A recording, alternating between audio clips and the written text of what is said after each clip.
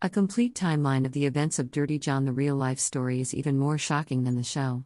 However gripping and terrifying you found Bravo's thriller series Dirty John, it's nothing compared to the real-life story that inspired the show. When Debra Newell met John Meehan for dinner at a candlelit California restaurant in October 2014 following a string of uninspiring first dates, something felt different. He was handsome, charismatic, accomplished, and seemed genuinely interested in her. After 4 failed marriages, she felt maybe she had found the real thing. But over the subsequent weeks and months, Meehan slowly revealed himself to be the very opposite, a pathological liar with an ugly temper, a criminal past, and a long history of conning, manipulating, and abusing women. In a 6-part story for the Los Angeles Times and the accompanying podcast Dirty John, reporter Christopher Goffard chronicles how Debra's dream guy became a waking nightmare for her and her family.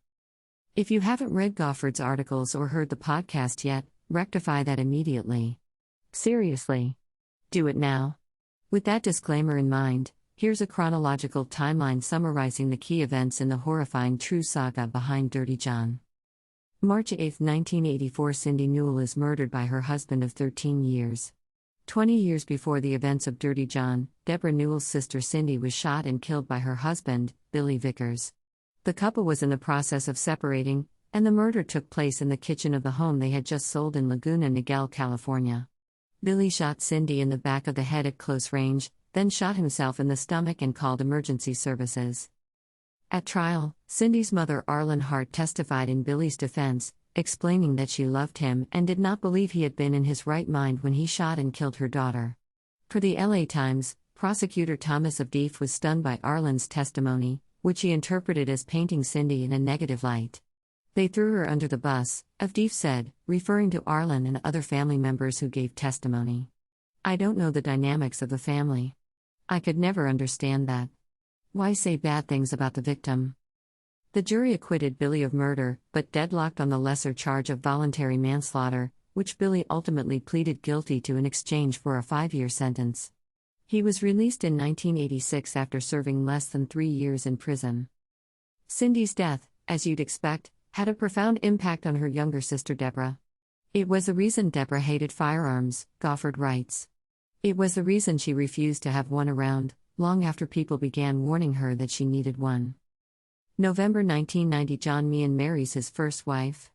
John married nurse Tanya Sells at St. Joseph Catholic Church in Dayton, Ohio. At the time, she was 25 and he was 31, though he told her that he was 26. None of John's family attended the wedding. He explained that his parents were addicts and he didn't want them to ruin the wedding. The couple had 2 daughters, and Tanya helped put John through nursing school.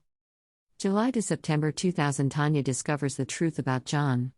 After 10 years of marriage, John told Tanya he wanted a divorce. Tanya tracked down John's mother, Dolores, though he had always forbidden Tanya from contacting her. Dolores revealed that John lied about his birthday and his full birth name, and that he had a drug charge against him in California. After searching the Ohio home they shared, Tanya found John's hidden supply of surgical anesthetic drugs, which she knew he had no reason to possess outside the hospital. She informed the police, who began an investigation of John in September 2000. January 2002. Another investigation into John begins. Dennis Lucan, an investigator for the Warren County Sheriff's Office in Ohio, began looking into John after hospital workers reported seeing him bring a gun into the operating room and steal Demerol he should have been administering to a patient. Per the LA Times, Lucan later called John the most devious, dangerous, deceptive person I ever met. April 2002. John is stripped of his license to work as a nurse anesthetist. Police searched his house and found a loaded gun and 45 empty containers for 6 different prescription medications, per the Dayton Daily News. June 2002. After attempting to evade arrest, John goes to prison. John pleaded guilty to felony drug theft, but rather than surrendering to authorities, he fled the state and checked into a hotel in Michigan, where police found him unconscious and surrounded by drug vials. Here's how Goffard describes what came next. The ambulance was rushing him to the hospital when he unbuckled his restraints, grabbed the drug kit and jumped into the road. He fled into a nearby J.C. Penney, scrambled atop a cargo elevator and into the shaft, and kicked a cop in the face. They finally handcuffed him when he tumbled to the ground, covered in grease, and knocked himself unconscious. John was sentenced to up to 6 years in prison in Michigan for resisting arrest and possession of drugs. He served 17 months and was released in 2004. February 2014, John begins his reign of terror against other women. John pleaded guilty to stalking a Laguna Beach woman, whom he met in the hospital when she was recovering from brain surgery. He introduced himself as her anesthesiologist, and they dated for a period, until she became uncomfortable with his suggestions that she transfer money into his bank account to hide it from her estranged husband. When she ended their relationship, he sent her threatening messages and intimate photos of her to her family. October 2014, John meets Debra Newell. John was released from prison on October 8 after serving time for violating a restraining order. 2 days later, he met interior designer Debra Newell on an over-50s dating site. John and Debra went to a restaurant in Irvine, California, for their first date. He told her he'd served as an anesthesiologist in Iraq and spent a year with Doctors Without Borders. He tended to have everything on my checklist that I was looking for, Debra told Fox 5. I liked that he was a doctor, that he had been successful helping people, and then when he said he had been to Iraq, Doctors Without Borders, that impressed me also. Their relationship developed quickly, and Debra was swept off her feet because he knew what to say. Everything was so calculated. She was willing to overlook some strange quirks. John wore his medical scrubs everywhere, even to formal events, and claimed to have no money because all of his income went to his children, but her daughters were instantly suspicious. I told my mom she'd better get this creep out of the house or I don't plan on living with her, Debra's older daughter Jacqueline said on the Dirty John podcast.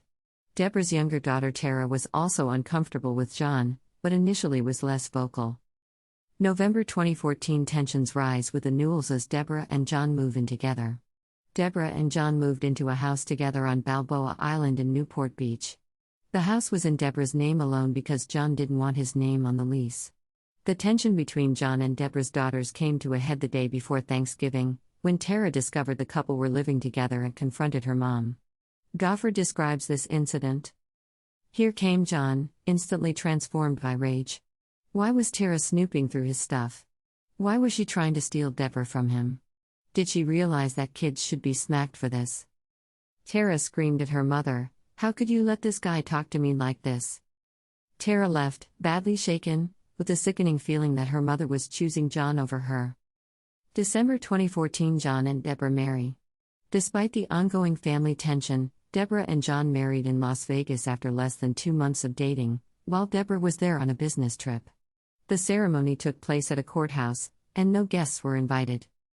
March 2015, Debra discovers the truth about John. Debra's nephew Shad, Cindy's son, called her to raise concerns about John, revealing that he had served time in jail and had lied about being an anesthesiologist. Though Debra acted unconcerned to Shad, she privately began looking through John's documents, and found evidence of his long history of seducing, conning and harassing women. Per Goffard. From 2005 to 2014, from about the time he got out of prison in Michigan for drug theft to the time he met Debra Newell in California, he had seduced, swindled and terrorized multiple women, many of whom he had met on dating sites while posing as a doctor, court records showed. By the time they married in December 2014, 3 separate women around Southern California had standing restraining orders against him. In recent years, at least 3 others had requested them. Debra found printouts from websites on which women shared information about dangerous men, with scores of warnings about John. "Do not let this man into your life," one comment said, while another called him a con artist and a classic psychopath. She also discovered that he had a nickname, dating back to his brief time at law school, Dirty John. He was basically this strange, lone wolf guy that did all kinds of scandalous type things, and it wasn't just with women, a former classmate of John's, Kevin Horan, told the LA Times. "That guy, you can't trust him for nothing. He's rotten top to bottom." Disturbed, Debra moved out of the Balboa Island house, taking advantage of John's absence while he was in hospital for back surgery. June 2015, Debra and John reconcile. After months of messages and phone calls in which John begged Debra to take him back and told her he needed her, the couple got back together. "He had an explanation for everything," Debra explained on the Dirty John podcast. "He always had a story. He told me that he had lied because he thought he'd lose me, that he feels so lucky that I'm such a forgiving person, I'm the love of this life, that I've made him a better person. Debra and John moved into a new apartment in Irvine. March 2016. Debra cuts John out of her life. After a year and 3 months of marriage, Debra still has suspicions, and is increasingly uncomfortable with John's behavior and her estrangement from her own family. The tension between Jacqueline and John had worsened, as Goffard writes. He didn't even want her seeing her kids, particularly Jacqueline, who had been so vocal in her contempt for him. One day he caught Debra sneaking away to see her and said he'd throw Jacqueline in the ocean if it happened again. Debra reached her breaking point in March and filed to annul the marriage in April. John, now living in Nevada, began sending her threatening messages, demanding money and promising to ruin her. She requested a restraining order, but an Orange County judge denied the request. There was no imminent threat, they ruled, because John lived in another state and had never physically harmed her. She cut John off and stopped taking his calls and messages. June 11, 2016. John steals Debra's car in an attempt to destroy it. Debra's Jaguar disappeared from its parking spot in front of her office in Irvine, and surveillance footage showed John stealing it. The car was later found a block away, soaked in gasoline and with mild fire damage. John had tried and failed to set it completely alight. August 20, 2016. John attacks Tara outside her apartment building. Jacqueline called Tara to warn her that John was in town. The previous evening she'd seen him waiting outside her, Jacqueline's, apartment building in Irvine. That evening, Tara returned home from work and parked her car in the lot outside her Newport Beach apartment building. As she got out of the car, John approached her from behind and attacked her with a knife. "He was trying to push me into the car," Tara told Dateline.